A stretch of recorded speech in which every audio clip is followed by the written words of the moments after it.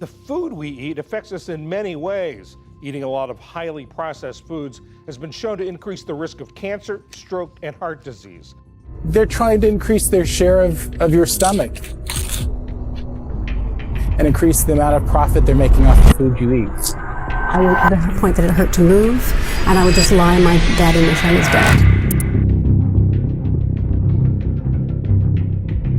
dead. Imagine this.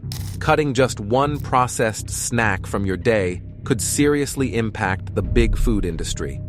For years, these giants have manipulated science to make us buy more processed foods, using tricks like those the tobacco industry used to addict smokers. Now, most of our diets are packed with these foods, and there's hardly any real oversight. What if we could expose the huge lie that's boosting their profits and harming our health? Join us to find out how deep the damage goes. How companies like Kraft twist nutrition science. For decades, big food companies like Kraft and Kellogg's have made billions by twisting food science and influencing the people who study it to favor their goals and change our eating habits.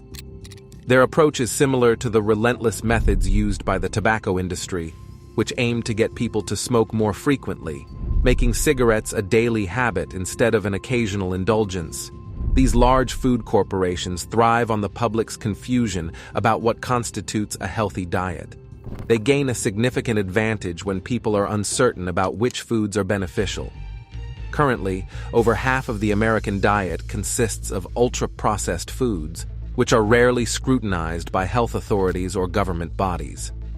This situation puts the food industry in a risky spot because their profits depend heavily on public perception and regulatory leniency. The vulnerability of these companies becomes evident when considering the impact of reducing just one ultra-processed snack or meal per day per consumer, which would lead to a dramatic 7% decline in sales. This potential loss underlines the precariousness of their profit margins and how dependent they are on continual consumption of their products. The influence of these food giants extends into regulatory areas as well. Every 5 years, the Dietary Guidelines Advisory Committee gathers to sift through new research and revise national dietary guidelines. Currently, these corporations are heavily involved in trying to sway the outcomes of these meetings. They deploy their vast financial resources and political connections to manipulate public opinion and present their products as healthier options than they truly are. Their tactics are not subtle. These companies are bold in their strategies to control how the public perceives their products. They aggressively promote their interests on all fronts, ensuring their products are seen in a positive light. Such actions help them keep a strong hold on the market. This strategic manipulation by the food industry means that less healthy food options continue to be mainstays in American diets, prioritizing corporate profits over public health. The influence exerted by these companies extends beyond advertising. They fund research that favors their products, lobby against regulations that could decrease their profits, and participate in educational campaigns that mislead the public about nutrition. In linking these patterns, it's clear that the food industry's tactics to maintain and grow their market share are deeply intertwined with shaping public and regulatory opinions.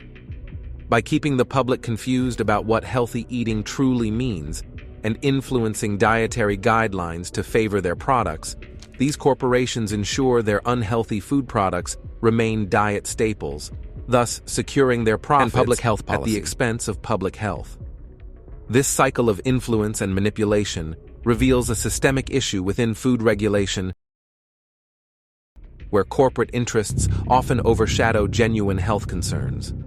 Large food corporations extensively leverage their partnerships with celebrities and their active social media presence to make their products appear more appealing and necessary. Additionally, by sponsoring sports events and school programs, these companies integrate their brands so thoroughly into everyday life that it becomes difficult for consumers to make unbiased food choices. This pervasive marketing strategy does not only enhance the attractiveness of their products, but also distracts from the significant health risks associated with them. Research is increasingly linking ultra-processed foods to severe health issues such as heart disease, diabetes, and cancer, and suggesting that these foods can be almost as addictive as illegal substances. As this sophisticated marketing continues to bombard our daily lives, it overshadows vital health warnings from the scientific community. The compelling allure of celebrity endorsements and appealing advertisements makes it challenging for crucial scientific findings about the risks of these foods to capture public attention. This creates a profound conflict between aggressive marketing by these corporations and the important health information provided by researchers, leading to a crucial question. Can scientific evidence about the dangers of these foods overcome the powerful influence of these massive food companies?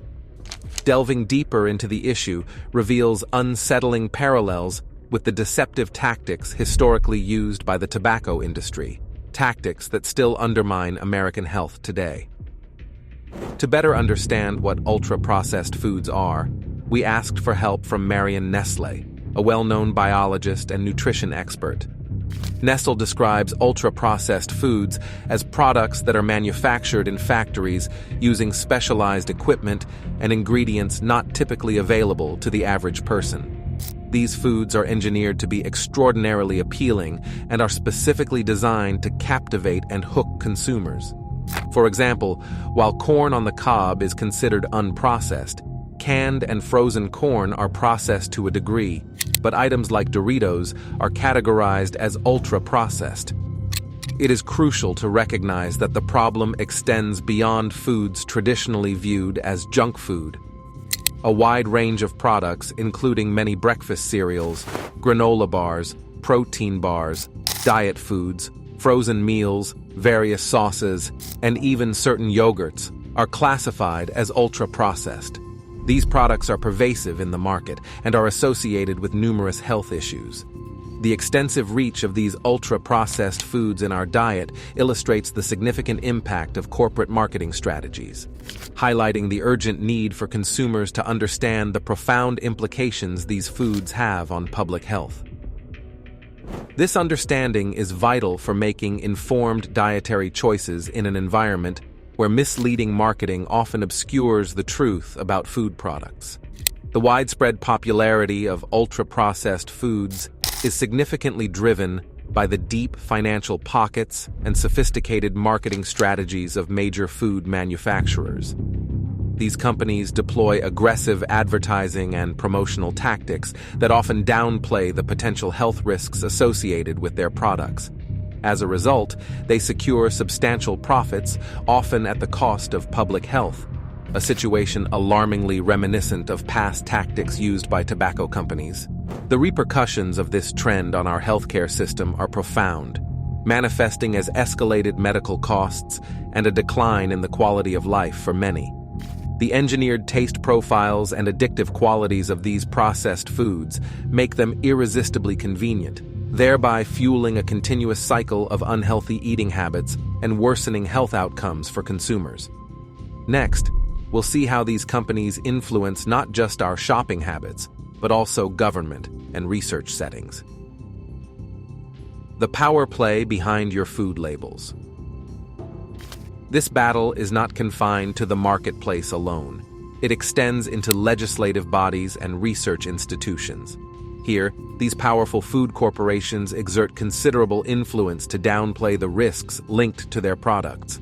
Their widespread campaigns aim to mold public policy and consumer perceptions in ways that make it challenging to shift dietary habits toward healthier choices. In this context, being informed and aware is more crucial than ever. Understanding the nature and effects of ultra-processed foods is the first step toward making healthier dietary choices.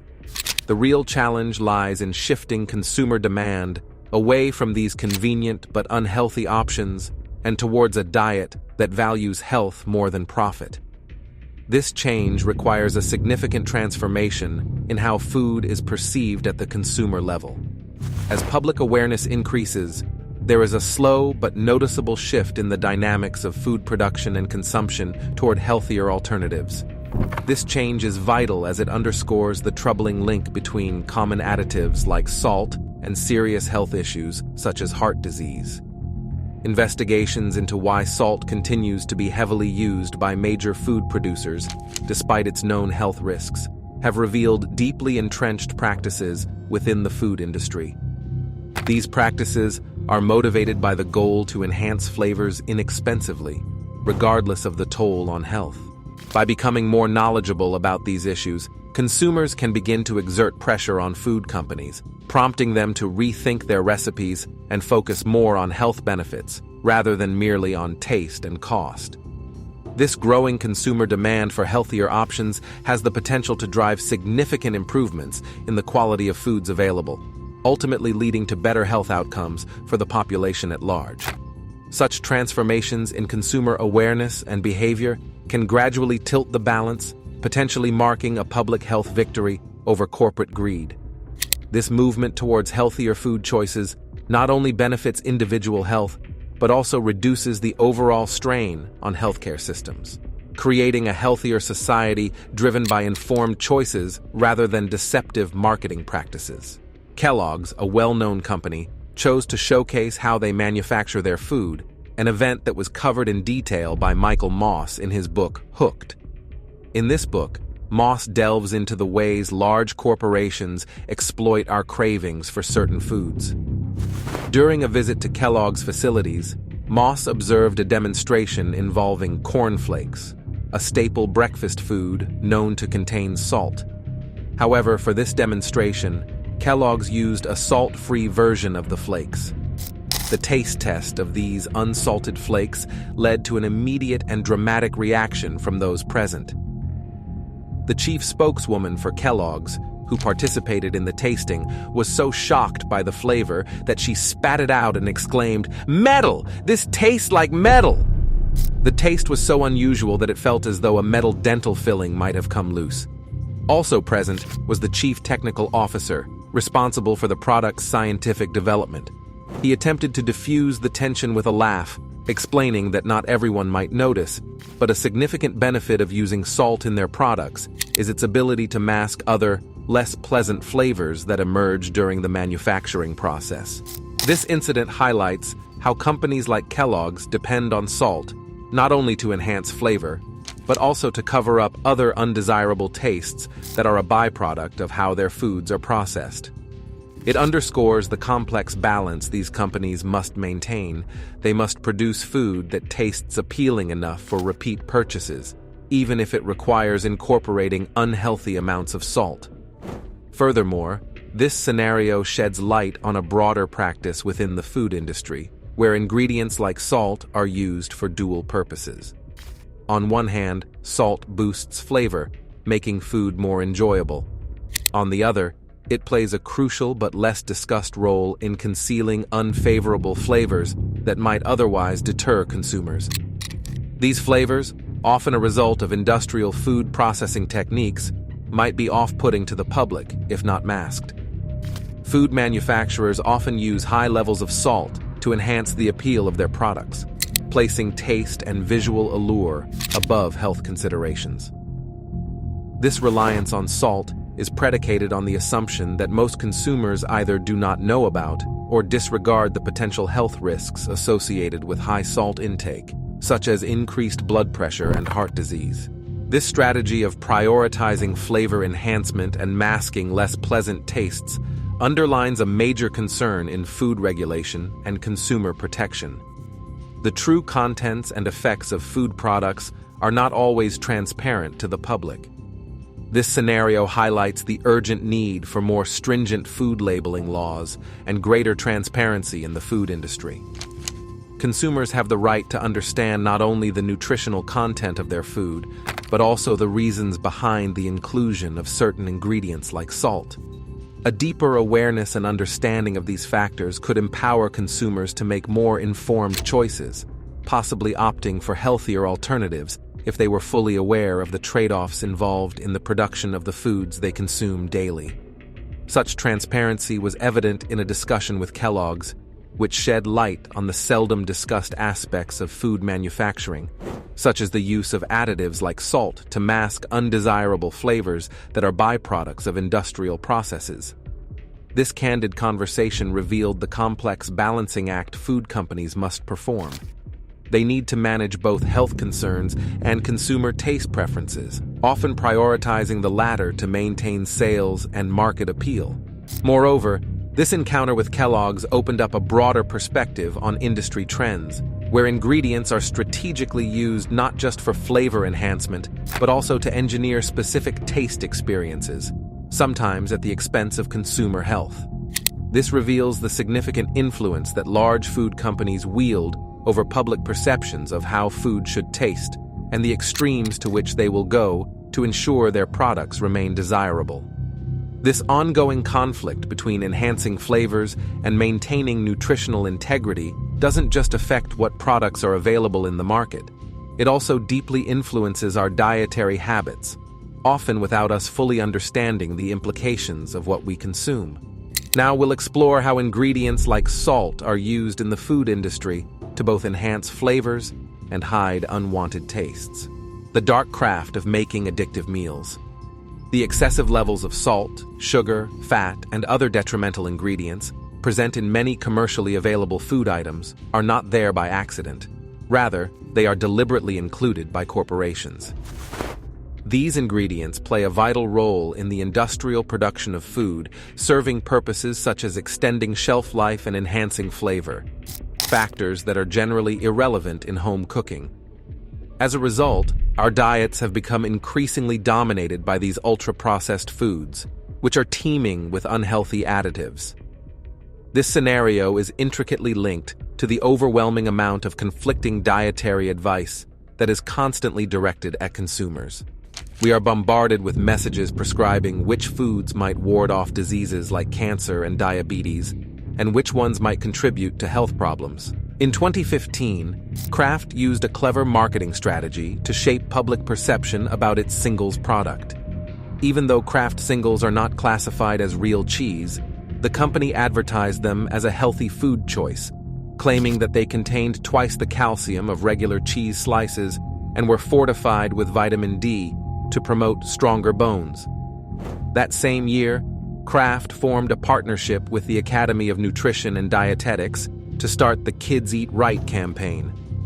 This was a calculated move within a larger strategy by food companies aimed at gaining favorable media attention by associating themselves with well-known health organizations. The Kids Eat Right label was then added to Kraft singles packaging, which implied a health endorsement that was misleading because the nutritional content of the product had not actually been improved. This tactic of creating partnerships with health organizations is not unique to Kraft, but is a common practice throughout the food industry. Numerous companies establish relationships with reputable health groups, such as the American Heart Association and the American Diabetes Association. Through financial contributions, these companies secure an endorsement for their products, often branded as a partner of. This label gives the false impression that their products are supported and recommended by health professionals. These strategic partnerships are employed by food companies to boost the image of their products, effectively obscuring the less healthy aspects of these items. By seeming to have the backing of health experts, these companies skillfully maneuver through the complicated terrain of consumer trust. They present their products as healthier options within the overwhelming array of dietary choices available to the public. This clever manipulation of public perception through alliances with health organizations not only maintains demand for these ultra-processed products, but also makes it more challenging for consumers to make knowledgeable choices about their diets. In this environment, where food choices are heavily influenced by corporate interests rather than genuine health benefits, it becomes increasingly difficult for individuals to discern the truth about the food they consume. This underscores the urgent need for clearer regulations and more honest communication regarding food labeling, ensuring that consumers are truly well-informed rather than swayed by corporate marketing disguised as health advice. As ongoing research continues to uncover the negative health impacts of ultra-processed foods, food corporations are increasingly adopting strategies to protect their financial interests. These tactics are reminiscent of those once employed by the tobacco industry. For example, when initial studies linked smoking to lung cancer, tobacco companies aggressively campaigned to undermine the research. They criticized the methodologies and hinted at other possible causes, sowing doubt among the public and regulators. Similarly, today's food industry challenges the label ultra-processed, arguing that it is too broad and could cause consumers to avoid foods that might actually be healthy. They raise valid scientific points about the classification, citing specific exceptions and outlier cases. However, the underlying motive is not to enhance scientific understanding, but to undermine research that could lead to negative perceptions of their products, thereby protecting their profits. This defensive approach by food companies is part of a broader strategy that ties into the constant stream of conflicting dietary advice bombarded on consumers. For example, Kraft has positioned a lack of vitamin D and calcium as a central nutritional issue for children, while Coca-Cola has invested in studies that emphasize the importance of exercise over diet. This shifts the conversation away from the high sugar content of their products, suggesting that physical activity is the key to weight management, not dietary choices. Moreover, the profound influence of food corporations on scientific research extends their reach into academic studies. Consider the widespread claim that people who eat breakfast are healthier. Many studies supporting this claim are funded by cereal manufacturers like Kellogg's. By financing such research, these companies ensure that the public receives mixed messages about nutrition, keeping them confused and divided. This ambiguity benefits the food industry as it blurs clear dietary guidance and keeps consumers reliant on processed food options marketed as healthy choices. Let's examine how food companies influence the research that supports them, leading to a pattern of biased studies. Who's paying for our food facts? An examination of how nutritional studies are financed reveals a concerning pattern. A large proportion of the research funded by the food industry typically produces results that are favorable to the sponsor. In fact, almost 60% of these studies end up with conclusions that benefit the companies that provide the funding. On the other hand, only a small fraction, about 3%, of these studies report findings that could be viewed as detrimental to the sponsor's interests. Ideally, bodies like the Dietary Guidelines Advisory Committee should navigate through this biased information and offer clear, neutral scientific guidance that helps the public make informed decisions about their diets. However, the situation is complicated by the fact that nearly half of the committee members have connections to the food, pharmaceutical, or weight loss sectors, which may skew their ability to provide unbiased advice. This deep-seated unwillingness within the food industry to support dietary guidelines that advocate for a reduction in the consumption of their products is a long-standing problem. The roots of this issue stretch back to previous decades. Historically, several major food corporations were under the ownership of tobacco companies, which were well known for their deceptive marketing practices. For example, Philip Morris owned prominent food manufacturers Kraft and General Foods, and Richard Joshua Reynolds was the owner of Nabisco, before being acquired by Philip Morris as well. This historical connection is critical to understand because it sheds light on the likelihood that modern food companies might employ similar strategies to downplay the health risks of their products. Understanding this background is vital as it illustrates how these past influences shape current practices within the food industry. Companies that were once part of the tobacco industry may carry forward tactics that prioritize marketing and profit over health, potentially misleading consumers about the true impact of their products on health. The continued influence of these practices shows the need for stricter oversight and more transparent research practices in the nutritional science field. By addressing these issues, we can work towards more reliable dietary guidelines that truly consider the health of the public, rather than catering to corporate interests. This change is essential for shifting public policy towards better health outcomes and ensuring that consumers are not misled by biased research funded by those with vested interests in the sale of potentially harmful products. As we delve deeper, we must examine the practices of these influential companies more closely. The issue at hand is whether food companies, some of which were historically linked to the tobacco industry, have adopted similar tactics in their food production. These tactics could include strategies for hiding the health risks of their food products, or even deliberately making these foods addictively pleasing. Tara Fazzino, an assistant professor of psychology at the University of Kansas, has delved into research on what is known as hyper-palatable foods. These are foods engineered to combine nutrients in ways that do not naturally occur, creating flavors and textures that are extraordinarily satisfying and hard to stop eating. This form of food engineering is alarming because it promotes excessive eating by overriding the body's natural signals to stop eating, leading individuals to consume far more than their bodies actually require. Food manufacturers meticulously craft certain foods to maximize their appeal and potentially create dependency.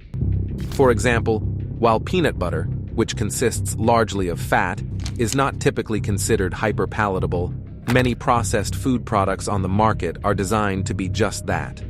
These hyperpalatable foods are often a calculated creation by food companies aiming to boost sales and profits, regardless of the adverse effects these foods may have on consumer health.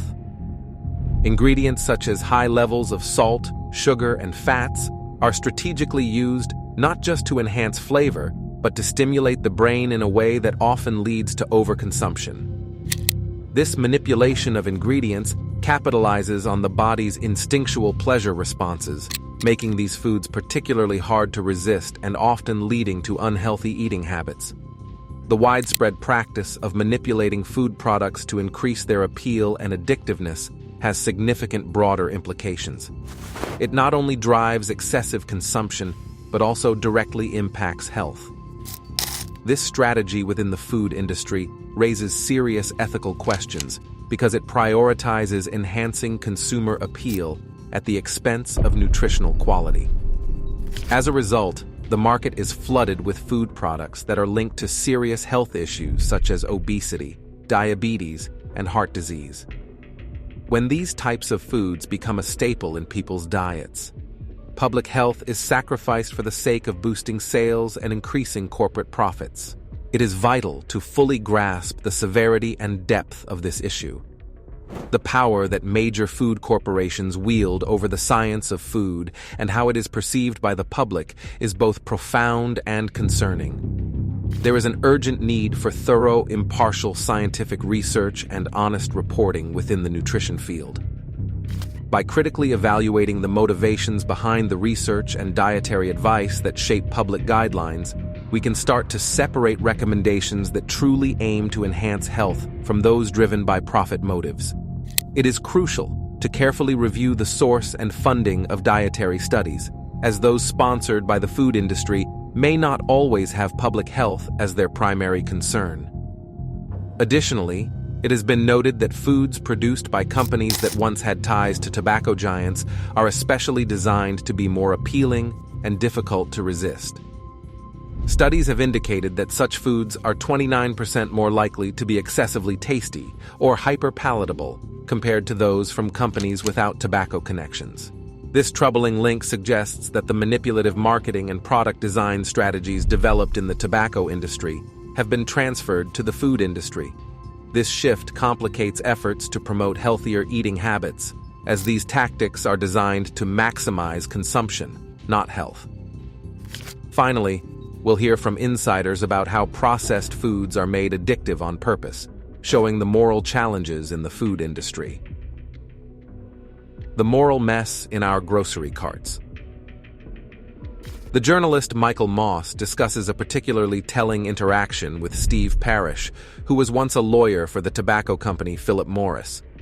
Parrish shared that although he could manage to smoke only one cigarette each day without feeling the urge to smoke more, he couldn't say the same for Oreo cookies, a snack produced by a company associated with his firm. He admitted that if he started eating the cookies, he might end up eating half the bag in one go.